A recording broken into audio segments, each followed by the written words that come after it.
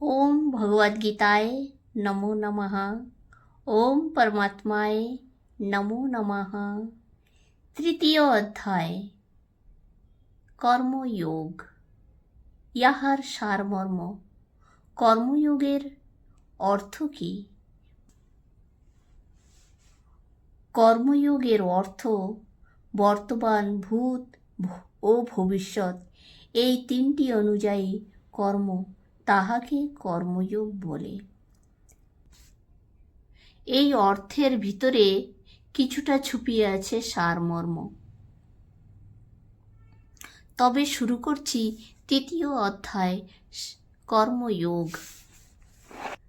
অর্জুন একদিকে ব্রহ্মজ্ঞান, অপরদিকে নিষ্কাম কর্ম বিষয়ের কথা শুনিয়া বিভ্রান্ত হইলেন।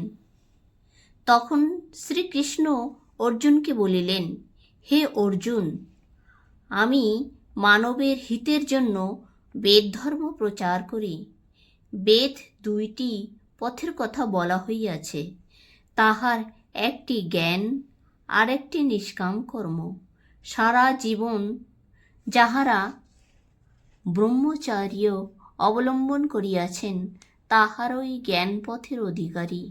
এই পথে কঠিন যোগ সাধনা প্রয়োজন।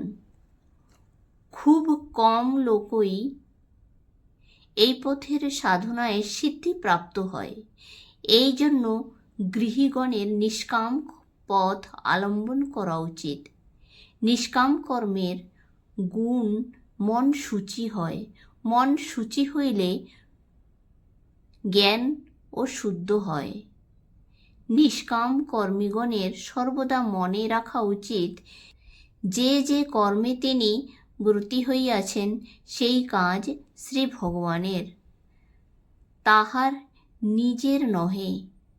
এইভাবে শ্রী ভগবান অর্জুনকে আসক্তিহীন হইয়া আপন কর্তব্য পালনের কথা বলিলেন।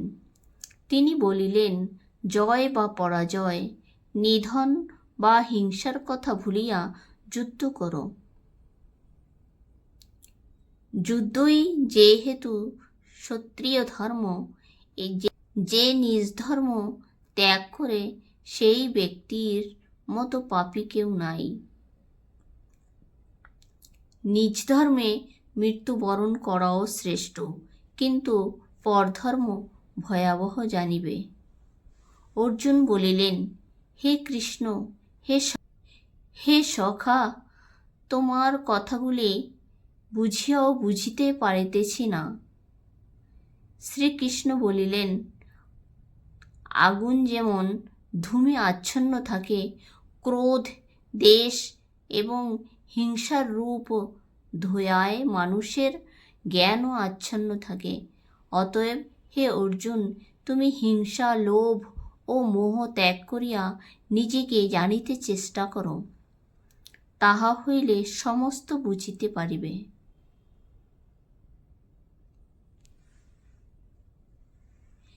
এইখানেই তৃতীয় অধ্যায় সমাপ্ত হলো। লাইক করবেন, সাবস্ক্রাইব করবেন। জয় শ্রীকৃষ্ণ।